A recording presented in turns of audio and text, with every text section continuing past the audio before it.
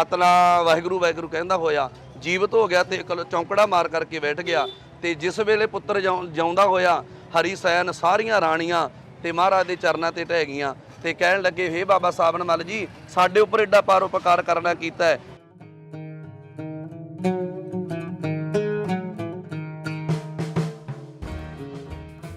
ਧੰਨ ਬ੍ਰਹਮ ਗਿਆਨੀ ਬਾਬਾ ਸੱਚਨ ਸਾਜੀ ਉਹ ਮਹਾਂਪੁਰਖ ਸਤਿਪੁਰਖ ਹੋਏ ਆ ਜਿਨ੍ਹਾਂ ਨੇ ਧੰਨ ਸ਼੍ਰੀ ਗੁਰੂ ਅਮਰਦਾਸ ਮਹਾਰਾਜ ਜੀ ਦੇ ਚਰਨਾਂ ਦੀ ਸੇਵਾ ਗੋਇੰਦਵਾਲ ਦੀ ਪਾਵਨ ਧਰਤੀ ਤੇ 12 ਸਾਲ ਦੇ ਕਰੀਬ ਲੰਗਰਾਂ ਦੇ ਵਿੱਚ ਸੇਵਾਵਾਂ ਕਰਨਾ ਕੀਤੀਆਂ ਨੇ।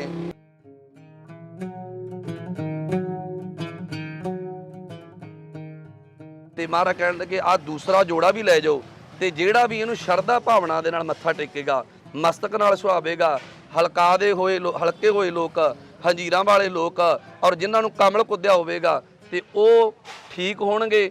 ਤੇ ਜਿੰਨਾ ਚਿਰ ਰਹਿੰਦੀ ਦੁਨੀਆ ਇਹ ਕਿਰਪਾ ਵਰਤਦੀ ਰਹੇਗੀ।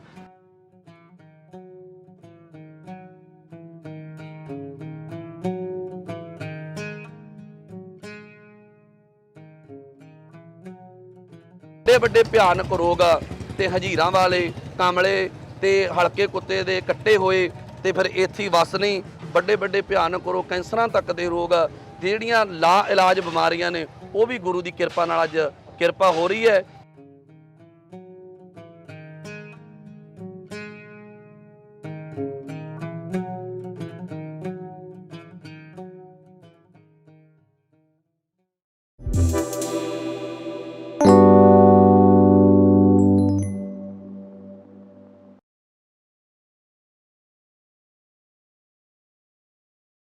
ਧੰਨ ਬ੍ਰਹਮ ਗਿਆਨੀ ਬਾਬਾ ਸੱਚਨ ਸਾਜੀ ਉਹ ਮਹਾਂਪੁਰਖ ਸਤਿਪੁਰਖ ਹੋਏ ਆ ਜਿਨ੍ਹਾਂ ਨੇ ਧੰਨ ਸ਼੍ਰੀ ਗੁਰੂ ਅਮਰਦਾਸ ਮਹਾਰਾਜ ਜੀ ਦੇ ਚਰਨਾਂ ਦੀ ਸੇਵਾ ਗੋਇੰਦਵਾਲ ਦੀ ਪਾਵਨ ਧਰਤੀ ਤੇ 12 ਸਾਲ ਦੇ ਕਰੀਬ ਲੰਗਰਾਂ ਦੇ ਵਿੱਚ ਸੇਵਾਵਾਂ ਕਰਨਾ ਕੀਤੀਆਂ ਨੇ। ਤੇ ਬਹੁਤ ਸਾਰੀਆਂ ਵੱਡੀਆਂ ਵੱਡੀਆਂ ਸੇਵਾਵਾਂ ਧੰਨ ਸ਼੍ਰੀ ਗੁਰੂ ਅਮਰਦਾਸ ਮਹਾਰਾਜ ਦੇ ਚਰਨਾਂ ਦੀਆਂ ਕਰਨਾ ਕੀਤੀਆਂ ਨੇ। ਇੱਕ ਦਿਨ ਬਾਬਾ ਸਾਬਨ ਮੱਲ ਜੀ ਤੇ ਉਹਨਾਂ ਦੀ ਡਿਊਟੀ ਮਹਾਰਾਜ ਵੱਲੋਂ ਲਗਾਈ ਗਈ। ਉਹਨਾਂ ਦੇ ਭਤੀਜਾ ਜੀ ਸਨ ਗੁਰੂ ਅਮਰਦਾਸ ਮਹਾਰਾਜ ਦੇ, ਉਹਨਾਂ ਨੂੰ ਕਹਿਣਾ ਕੀਤਾ ਕਿ ਲੰਗਰਾਂ ਦੇ ਵਾਸਤੇ ਲੱਕੜਾਂ ਲੈ ਕੇ ਆਉਣਾ ਕਰੋ। ਤੇ ਭਾਈ ਬੱਲੂ ਜੀ ਨੇ ਬੇਨਤੀ ਕਰਨਾ ਕੀਤੀ ਸੀ ਕਿ ਮਹਾਰਾਜ ਗੋਇੰਦਵਾਲ ਦੀ ਪਾਵਨ ਧਰਤੀ ਦੇ ਉੱਪਰ ਬਹੁਤ ਵੱਡੀ ਗਿਣਤੀ ਦੇ ਵਿੱਚ ਸੰਗਤਾਂ ਆ ਰਹੀਆਂ ਨੇ, ਉਹਨਾਂ ਨੇ ਵਿਸੇਬਾ ਕਰਨਾ ਕੀਤਾ ਹੈ, ਇੱਥੇ ਘਰ ਮਕਾਨ ਬਣਾ ਰਹੇ ਹੈ ਤੇ ਛੱਤ ਵਾਸਤੇ ਜਾਂ ਲੱਕੜ ਬਾਲਣ ਦੀ ਬਹੁਤ ਵੱਡੀ ਭਾਰੀ ਮਾਤਰਾ ਵਿੱਚ ਲੋੜ ਹੈ। ਤੇ ਧੰਨ ਸ਼੍ਰੀ ਗੁਰੂ ਅਮਰਦਾਸ ਮਹਾਰਾਜ ਜੀ ਨੇ ਆਪਦੇ ਭਤੀਜੇ ਤੇ ਬ੍ਰਹਮ ਗਿਆਨੀ ਬਾਬਾ ਸਾਬਨ ਮੱਲ ਜੀ ਨੂੰ ਭੇਜਣਾ ਕੀਤਾ ਤੇ ਨਾਲ ਜਿਹੜੀ ਡਿਊਟੀ ਹੈ ਤੇ ਬਾਬਾ ਸਾਬਨ ਮੱਲ ਜੀ ਦੇ ਨਾਲ ਤੇ ਉਹਨਾਂ ਦੇ ਬ੍ਰਹਮ ਗਿਆਨੀ ਬਾਬਾ ਸੱਚਨ ਸਾਜੀ ਦੀ ਲਾਉਣਾ ਕੀਤੀ ਹੈ। ਜਿਸ ਵੇਲੇ ਇੱਥੋਂ ਸੰਕੇਤ ਮੰਡੀ ਗਏ ਹੈ ਨਾ, ਸੰਕੇਤ ਮੰਡੀ ਹਿਮਾਚਲ ਦੇ ਵਿੱਚ ਜਦੋਂ ਗਏ ਹੈ, ਉੱਥੋਂ ਜਾ ਕਰਕੇ ਲੱਕੜਾਂ ਇਕੱਤਰ ਕਰਨਾ ਚਾਹੀਆਂ। ਸ਼ਾਮ ਨੂੰ ਜਿਸ ਵੇਲੇ ਗਏ ਹੈ ਤੇ ਬ੍ਰਹਮ ਗਿਆਨੀ ਬਾਬਾ ਸੱਚਨ ਸਾਜੀ ਤੇ ਬਾਬਾ ਸਾਬਨ ਮੱਲ ਜੀ ਤੇ ਹੋਰ ਅਨੰਨਕ ਸੇਵਕ ਸਿੱਖ ਨਾਲ ਨੇ। ਜਿਸ ਵੇਲੇ ਗਏ ਹੈ ਨਾ ਮਹਾਰਾਜ ਉੱਥੇ ਜਾ ਕਰਕੇ ਤੇ ਇਕਾਦਸ਼ੀ ਦਾ ਵਰਤ ਹੈ ਜਿਹੜਾ ਉੱਥੋਂ ਦੇ ਰਾਜੇ ਨੇ ਹਰੀ ਸੈਨ ਨੇ ਜਿਹੜਾ ਰੱਖਣਾ ਕੀਤਾ ਸੀ, ਇਹ ਮੁੱਢ ਕਤੀਬ ਤੋਂ ਚੱਲਿਆ ਆ ਰਿਹਾ। ਤੇ ਜਿਸ ਵੇਲੇ ਵਰਤ ਰੱਖਿਆ ਸੀਗਾ, ਸ਼ਹਿਰ ਦੇ ਵਿੱਚ ਇਲਾਕੇ ਦੇ ਵਿੱਚ ਹੁਕਮ ਸੀ ਵੀ ਜਿਸ ਦਿਨ ਇਕਾਦਸ਼ੀ ਦਾ ਜਿਹੜਾ ਵਰਤ ਹੈ ਕੋਈ ਵੀ ਸ਼ਹਿਰ ਦੇ ਵਿੱਚ ਇਲਾਕੇ ਦੇ ਵਿੱਚ ਪ੍ਰਸ਼ਾਦਾ ਪਾਣੀ ਨਹੀਂ ਤਿਆਰ ਕਰੇਗਾ। ਜਿਸ ਵੇਲੇ ਗੁਰੂ ਕੇ ਸਿੱਖ ਗਏ, ਗੁਰੂ ਕੇ ਸਿੱਖਾਂ ਨੇ ਭੋਜਨ ਪਾਣੀ ਤਿਆਰ ਕਰਕੇ ਤੇ ਉੱਥੇ ਹੋਕਾ ਦੇਣਾ ਕੀਤਾ ਵੀ ਗੁਰੂ ਕਾ ਲੰਗਰ ਹਾਜ਼ਰ ਹੈ, ਜਿਸ ਵੀ ਮਾਈ ਭਾਈ ਨੇ ਛਕਣਾ ਉਹ ਛਕਣ ਦੀ ਕਿਰਪਾਲਤਾ ਕਰੇ। ਤੇ ਜਿਸ ਵੇਲੇ ਸਿਪਾਹੀਆਂ ਨੂੰ ਪਤਾ ਲੱਗਿਆ, ਸ਼ਿਕਾਇਤ ਹੋਈ ਤੇ ਉਹਨਾਂ ਨੇ ਇਹਨਾਂ ਨੂੰ ਗ੍ਰਿਫਤਾਰ ਕਰਕੇ ਜੇਲ੍ਹ ਦੇ ਵਿੱਚ ਡੱਕ ਦਿੱਤਾ। ਜੇਲ੍ਹ ਦੇ ਵਿੱਚ ਜਿਸ ਵੇਲੇ ਡੱਕਣਾ ਕੀਤਾ ਤੇ ਉਸ ਤੋਂ ਬਾਅਦ ਤੇ ਜਿਹੜਾ ਰਾਜਾ ਹਰੀ ਸੈਨ ਇਹਦਾ ਇਕਲੌਤਾ ਪੁੱਤਰ ਸੀ ਰੁਦਰ ਸੈਨ, ਤੇ ਰੱਬ ਦੀ ਐਸੀ ਅਣਹੋਣੀ ਵਰਤੀ ਤੇ ਜਿਸ ਵੇਲੇ ਉਹਦਾ ਪੁੱਤਰ ਸੀ ਰੁਦਰ ਸੈਨ ਉਹ ਜੀਵਤ ਜਿਹੜਾ ਆਪਣਾ ਮੋਇਆ ਗਿਆ, ਮਾਰਿਆ ਗਿਆ। ਤੇ ਜਿਸ ਵੇਲੇ ਪਤਾ ਲੱਗਿਆ ਕਿ ਇਕਲੌਤਾ ਪੁੱਤਰ ਰੁਦਰ ਸੈਨ ਜਿਹੜਾ ਮਾਰਿਆ ਗਿਆ, ਸਾਰੇ ਸ਼ਹਿਰ ਦੇ ਵਿੱਚ ਮਹਿਲਾਂ ਦੇ ਵਿੱਚ ਹਾਹਾਕਾਰ ਮਚ ਗਈ। ਰਾਣੀਆਂ ਰੋਣ ਧੋਣ ਕਰ ਰਹੀਆਂ ਨੇ, ਰਾਜਾ ਹਰੀ ਸੈਨ ਵੀ ਰੋ ਰਿਹਾ ਹੈ। ਜਿਸ ਵੇਲੇ ਰੋਣ ਦੀ ਆਵਾਜ਼ ਆਈ, ਬਾਬੇ ਸਾਬਨ ਮੱਲ ਨੇ ਪੁੱਛਣਾ ਕੀਤਾ ਕਿ ਰੋਣ ਦੀ ਆਵਾਜ਼ ਕਿੱਧਰੋਂ ਆਈ ਹੈ। ਦੱਸਣਾ ਕੀਤਾ ਸਿਪਾਹੀਆਂ ਨੇ ਕਿ ਸਾਡੇ ਰਾਜਣ ਦਾ ਇਕਲੌਤਾ ਪੁੱਤਰ ਸੀ ਉਹ ਜਿਹੜਾ ਮੋਇਆ ਗਿਆ।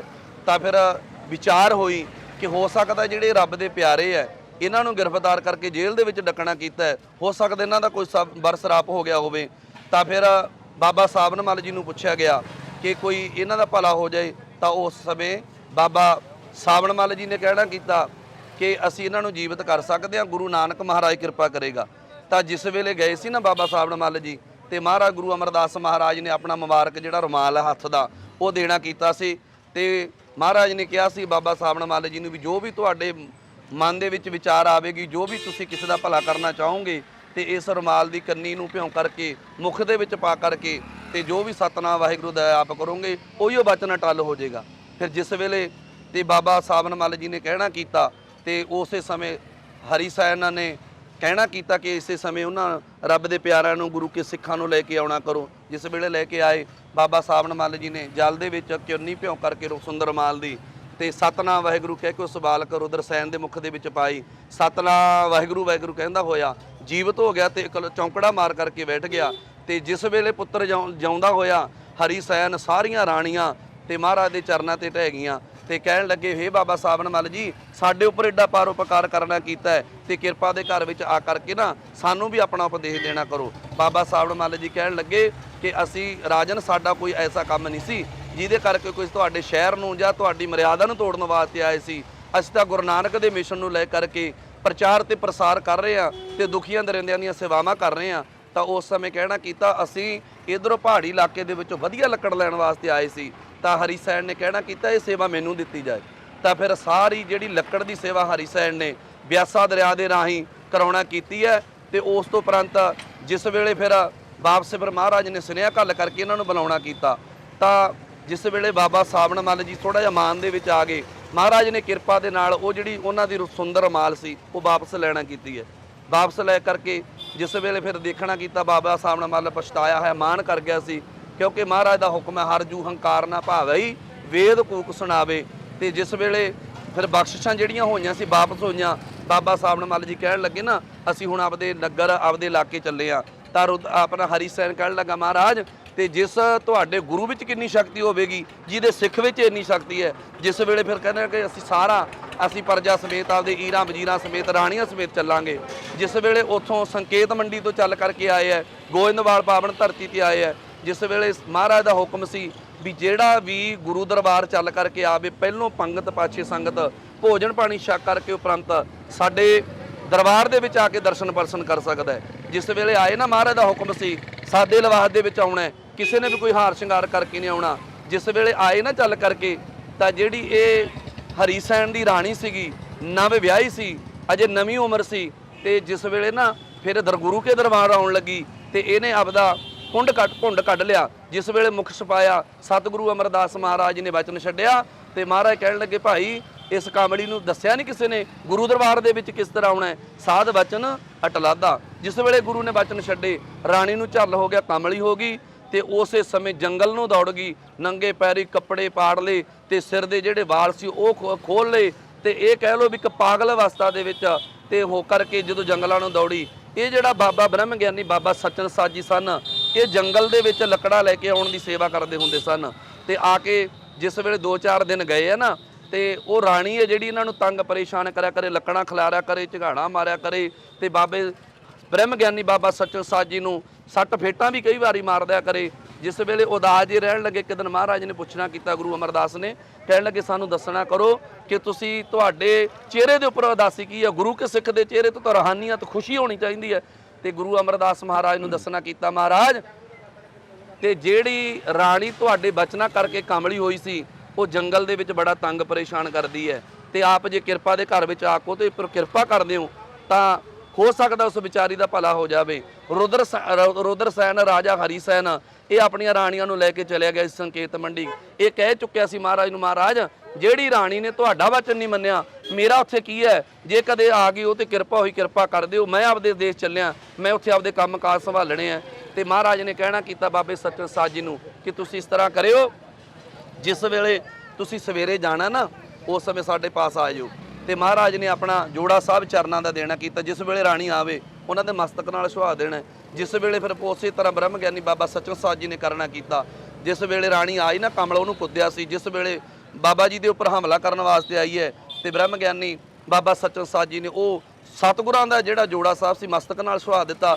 ਉਹ ਰਾਣੀ ਨੂੰ ਸੁੱਧ ਬੁੱਧ ਆ ਗਈ, ਠੀਕ ਹੋ ਗਈ। ਜਿਸ ਵੇਲੇ ਠੀਕ ਹੋਈ ਤੇ ਨਗੜ ਅਵਸਥਾ ਸੀ ਤੇ ਇੱਕ ਦਰਖਤ ਦੇ ਉਹਲੇ ਹੋ ਕੇ ਬਹਿ ਗਈ। ਕਹਿਣ ਲੱਗੀ, ਗੁਰੂ ਕੇ ਪੁਰਖਾ, ਮੈਂ ਨਗਣ ਅਵਸਥਾ ਦੇ ਵਿੱਚ ਹੈ, ਆਪ ਕਿਰਪਾ ਕਰ ਤੇ ਮੈਨੂੰ ਕੋਈ ਐਸਾ ਵਸਤਰ ਕਿਰਪਾ ਕਰਦੇ ਮੈਨੂੰ ਦੇ ਦੇ।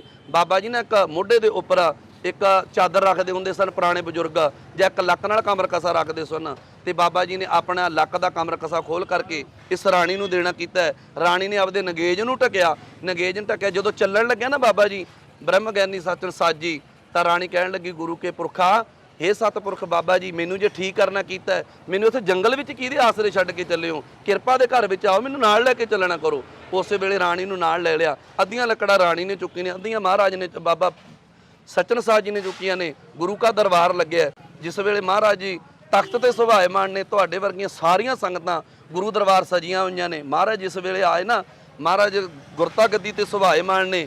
ਜਿਸ ਵੇਲੇ ਬਾਬਾ ਸਚਨ ਸਾਹ ਜੀ ਤੇ ਕਮਲੀ ਰਾਣੀ ਤੇ ਲੱਕੜਾਂ ਦੀ ਸੇਵਾ ਲੈ ਕਰਕੇ ਆਈ ਹੈ, ਮਹਾਰਾਜ ਨੇ ਮੁਖਾਰ ਬਿੰਦ ਚੋਂ ਬਚਨ ਛੱਡਣਾ ਕੀਤਾ। ਮਹਾਰਾਜ ਕਹਿਣ ਲੱਗੇ ਗੁਰੂ ਦੇ ਸਿੱਖੋ, ਵੇਖਣਾ ਕਰੋ ਤੇ ਕਿੰਨੀ ਸੋਹਣੀ ਜੋੜੀ ਫਬੀ ਆ ਰਹੀ ਹੈ। ਜਦੋਂ ਬਚਨ ਹੋਇਆ, ਬਾਬਾ ਸਚਨ ਸਾਹ ਜੀ ਨੇ ਕਹਿ ਦਿੱਤਾ ਮਹਾਰਾਜ ਇੱਕ ਐਸਾ ਬਚਨ ਛੱਡਿਆ। ਮਹਾਰਾਜ ਕਹਿੰਦੇ ਇਹ ਬਚਨ ਹੋ ਚੁੱਕੇ ਹੈ, ਤੁਹਾਨੂੰ ਰੱਖਣਾ ਪਵੇਗਾ। ਬਾਬਾ ਜੀ ਕਹਿਣ ਲੱਗੇ ਸਾਡੀ ਪਹਿਲਾਂ ਸ਼ਾਦੀ ਹੋ ਚੁੱਕੀ ਹੈ। ਮਹਾਰਾਜ ਕਹਿਣ ਲੱਗੇ ਨਹੀਂ, ਜਿਹੜਾ ਬਚਨ ਹੋ ਗਿਆ ਨਾ ਇਹ ਤੁਹਾਨੂੰ ਕਰਨਾ, ਆਪਣਾ ਪੂਰਾ ਨਿਭਾਉਣਾ ਪਵੇਗਾ।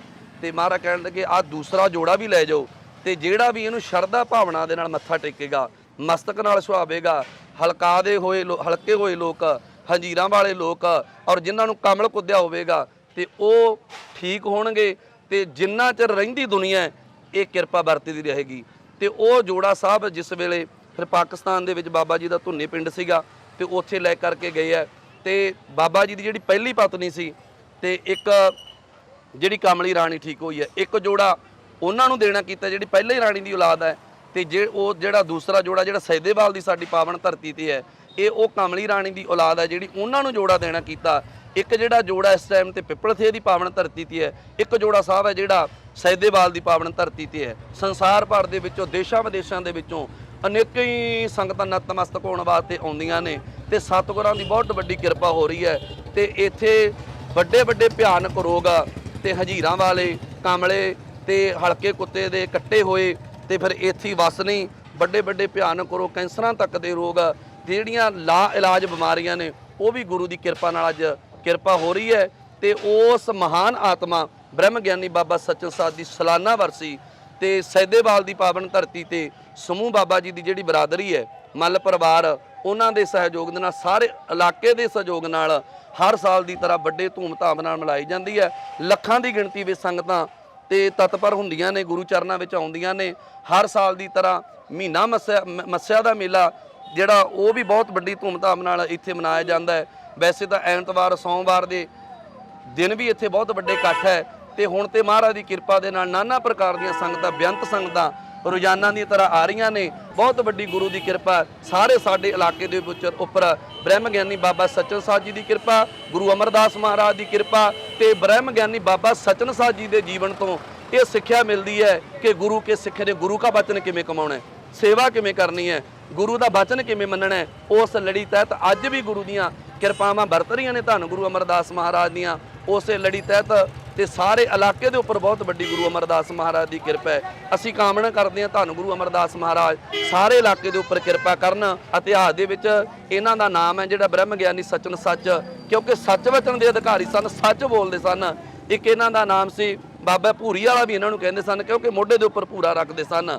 ਤੇ ਬਾਬਾ ਚੈਨ ਮੱਲ ਵੀ ਇਹਨਾਂ ਦਾ ਜਿਹੜਾ ਨਾਮ ਪਿਆ, ਇਸ ਕਰਕੇ ਵੱਖ-ਵੱਖ ਨਾਮ ਸੇਵਾ ਦੇ ਖਿਤਾਬ ਇਹਨਾਂ ਨੂੰ ਮਿਲੇ। ਤੇ ਧੰਨ ਗੁਰੂ ਅਮਰਦਾਸ ਮਹਾਰਾਜ ਨੇ ਇਹਨਾਂ ਦੇ ਉੱਪਰ ਕਿਰਪਾ ਕੀਤੀ।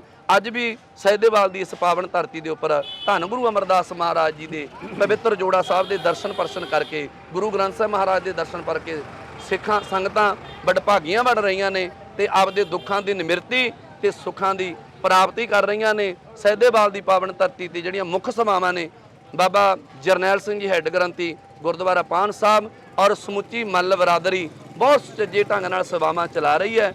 ਔਰ ਸਮੁੱਚੇ ਇਲਾਕੇ ਦੇਸ਼ਾਂ ਵਿਦੇਸ਼ਾਂ ਦੀਆਂ ਸੰਗਤਾਂ ਦੇ ਸਹਿਯੋਗ ਨਾਲ ਤੇ ਸਾਰੀ ਸੰਗਤ ਨੂੰ ਅਸੀਂ ਬੇਨਤੀ ਕਰਦੇ ਹਾਂ, ਜਿੱਥੇ ਵੀ ਇਹ ਪ੍ਰਚਾਰ ਤੇ ਪ੍ਰਸਾਰ ਜਾ ਰਿਹਾ, ਇੱਕ ਵੇਰਾ ਜ਼ਰੂਰ ਆ ਕੇ ਧੰਨ ਸ਼੍ਰੀ ਗੁਰੂ ਅਮਰਦਾਸ ਮਹਾਰਾਜ ਜੀ ਦੇ ਇਹ ਪਾਵਨ ਸਥਾਨ ਤੇ ਆ ਕੇ ਦਰਸ਼ਨ ਪਰਸ਼ਨ ਕਰੋ, ਔਰ ਜੋੜਾ ਸਾਹਿਬ ਨੂੰ ਮਸਤਕ ਨਾਲ ਸੁਹਾਗ ਕਰਕੇ ਆਪਦੇ ਮਨੁੱਖਾ ਜੀਵਨ ਨੂੰ ਸਫਲਾ ਬਣਾਓ, ਔਰ ਸਤਿਗੁਰਾਂ ਦੇ ਪਾਏ ਹੋਏ ਪੂਰਨਿਆਂ ਤੇ ਚੱਲਣ ਦਾ ਯਤਨ ਕਰੀਏ।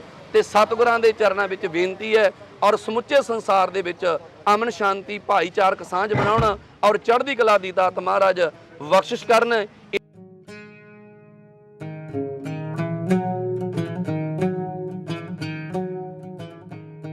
ਇਹ 17 17 18 19 ਤਰੀਕ ਦਾ ਐਤਕੀ ਜਿਹੜਾ ਧੰਨ ਬਾਬਾ ਸੱਚਨ ਸੱਚ ਜੀ ਗੁਰੂ ਅਮਰਦਾਸ ਜੀ ਦੀ ਯਾਦ ਵਿੱਚ ਸੈਦੇਵਾਲਾ ਵਿਖੇ ਜੋੜ ਮੇਲਾ ਚੱਲ ਰਿਹਾ ਹੈ। ਉਹਦੀ ਯਾਦ ਦੇ ਵਿੱਚ ਧੰਨਪੁਰਾ ਦੀ ਸਾਰੀ ਸਮੂਹ ਸਾਧ ਸੰਗਤ ਰਲ ਕੇ, ਸੇਵਾਦਾਰ ਰਲ ਕੇ ਇਹ ਜਿਹੜੀ ਸੇਵਾ ਹੈ ਜੀ, ਇੱਕ ਦਿਨ ਜਲੇਬੀਆਂ ਦੀ, ਇੱਕ ਦਿਨ ਪਕੌੜਿਆਂ ਦੀ ਅਤੇ ਇੱਕ ਦਿਨ ਖੀਰ ਦਾ ਲੰਗਰ ਚੱਲਦਾ ਹੈ। ਇਹ ਹਰ ਸਾਲ ਇਸ ਅੱਸੂ ਮਹੀਨੇ ਵਿੱਚ 3 ਦਿਨ ਲਗਾਇਆ ਜਾਂਦਾ ਹੈ। ਐਤਕੀ ਇਹ ਸਾਡਾ 5ਵਾਂ ਲੰਗਰ ਹੈ ਪਿੰਡ ਵੱਲੋਂ, ਧਰਮਪੁਰਾ ਵੱਲੋਂ। ਇਹ ਸਾਰੇ ਜਿਹੜੇ ਸੇਵਾਦਾਰ ਨੇ ਤਨ ਮਨ ਨਾਲ ਸੇਵਾ ਕਰਦੇ ਨੇ। ਹਰ ਇੱਕ ਮਾਈ ਭਾਈ ਇੱਥੇ ਪਹੁੰਚਦਾ ਹੈ। ਆਉਂਦੇ ਜਾਂਦੇ ਰਾਹੀਆਂ ਨੂੰ ਇੱਥੇ ਰੋਕ ਕੇ ਪੂਰੀ ਸ਼ਰਧਾ ਨਾਲ ਲੰਗਰ ਛਕਾਇਆ ਜਾਂਦਾ ਹੈ। ਇਹ ਸਾਡਾ ਲੰਗਰ ਪਿੰਡ ਧਰਮਪੁਰਾ ਵੱਲੋਂ ਸਾਰੇ ਨਗਰ ਦੇ ਸਹਿਯੋਗ ਨਾਲ ਲਾਇਆ ਜਾਂਦਾ ਹੈ। ਪਿੰਡ ਸੈਦੇਵਾਲੇ ਵਿਖੇ ਜੋੜ ਮੇਲਾ ਲੱਗਦਾ ਹੈਗਾ। ਉਹ ਜੋੜ ਮੇਲੇ ਨੂੰ ਸਮਰਥਨ ਰੱਖਦੇ ਹੋਏ ਅਸੀਂ ਸਾਰੇ ਨਗਰ ਵੱਲੋਂ ਇਕੱਠੇ ਹੋ ਕੇ ਸਾਰੀ ਮਾਈ ਭਾਈ ਸੇਵਾ ਕਰਦੇ ਹਾਂ। ਪਹਿਲੇ ਦਿਨ ਲਾਉਂਦੇ ਹਾਂ ਅਸੀਂ ਖੀਰ ਦਾ ਲੰਗਰ, ਦੂਜੇ ਦਿਨ ਲੱਗਦਾ ਹੈ ਜਲੇਬੀਆਂ ਦਾ ਲੰਗਰ, ਤੀਜੇ ਦਿਨ ਲੱਗਦਾ ਹੈ ਬ੍ਰੈਡ ਦੇ ਪਕੌੜਿਆਂ ਦਾ। ਰਹਿਣ ਦਾ ਪ੍ਰਬੰਧ ਵੀ ਸੇਵਾਦਾਰਾਂ ਦਾ, ਸੰਗਤ ਵਾਸਤੇ ਆਉਣ ਜਾਣ ਦੀ ਸੰਗਤ ਵਾਸਤੇ ਪੱਖਿਆਂ ਦਾ ਪ੍ਰਬੰਧ ਵੀ ਰੱਖਦੇ ਆ। ਜੇ ਕਿਸੇ ਨੇ ਰਹਿਣਾ ਵੀ ਹੋਵੇ ਗੱਦਿਆਂ ਦਾ ਪ੍ਰਬੰਧ ਵੀ ਰੱਖਦੇ ਆ। 1-2 ਸੇਵਾਦਾਰ ਸਾਡੇ ਇੱਥੇ ਤੈਨਾਤ ਰਹਿੰਦੇ ਨੇਗੇ। ਇੱਧਰ ਪਿੰਡ ਦੇ ਕੁਛ ਮੁੰਡੇ ਨੌਜਵਾਨ ਉਹ 3 ਦਿਨ ਵਧੀਆ ਠੰਡੇ ਜਲ ਦੀ ਛਬੀਲ ਵੀ ਲਾਉਂਦੇ ਨੇ। ਬਾਈ ਜੀ ਇਹ ਜਿਹੜਾ ਲੰਗਰ ਹੈ ਇਹ ਬ੍ਰਹਮ ਗਿਆਨੀ ਸੱਚਨ ਸੱਚ ਮੱਲ ਸਾਹਿਬ ਜੀ ਸ੍ਰੀ ਗੁਰਦੁਆਰਾ ਸੈਦੇਵਾਲਾ ਸਾਹਿਬ ਵਿਖੇ ਇਹਨਾਂ ਦੀ ਯਾਦ 'ਚ ਇੱਕ ਮੇਲਾ ਲੱਗਦਾ ਹੈ। ਜਿਸ ਮੇਲੇ ਦੇ ਸੰਬੰਧ ਰੱਖਦੇ ਸੰਗਤਾਂ ਦੇ ਸਮੂਹ ਦੇ ਇਕੱਠ ਨੂੰ ਵੇਖਦੇ ਹੋਏ ਪਿੰਡ ਧਰਮਪੁਰਾ ਦੀ ਬੱਚਾ ਬੱਚੀ ਨੇ ਰਲ ਕੇ ਇਹ ਛੋਟਾ ਜਿਹਾ ਇੱਕ ਉਪਰਾਲਾ ਕਰਦੇ ਨੇ। ਇਹ ਬੱਚੇ ਸੰਗਤਾਂ ਇਹਨਾਂ ਨੂੰ ਬਹੁਤ ਪਿਆਰ ਦਿੰਦੀਆਂ। ਇੱਥੇ ਬਾਈ ਜੀ 3 ਦਿਨ ਲਗਾਤਾਰ ਲੰਗਰ ਚੱਲਦਾ ਹੈ। ਜਲੇਬੀਆਂ ਦਾ, ਪਕੌੜਿਆਂ ਦਾ, ਖੀਰ ਦਾ, ਆਦਿ ਪ੍ਰਸ਼ਾਦਾ ਪਾਣੀ ਦਾ ਸਭ ਲੰਗਰ ਹੈ। ਲੋਕ ਸੰਗਤ ਦੇ ਰਹਿਣ ਵਾਸਤੇ ਵੀ ਹੈ। ਅਤੇ ਇੱਕ ਬੱਚਿਆਂ ਵੱਲੋਂ ਇੱਕ ਹੋਰ ਉਪਰਾਲਾ ਵੀ ਕੀਤਾ ਜਾਂਦਾ। ਹਰ ਮੱਸਿਆ ਨੂੰ ਇੱਥੇ ਬਹੁਤ ਜ਼ਿਆਦਾ ਇਕੱਠ ਹੁੰਦਾ ਹੈ। ਉਸ ਕਰਕੇ ਠੰਡੇ ਪਾਣੀ ਦੀ ਛਬੀਲ ਹਰ ਮੱਸਿਆ ਲਗਾਈ ਜਾਂਦੀ ਹੈ।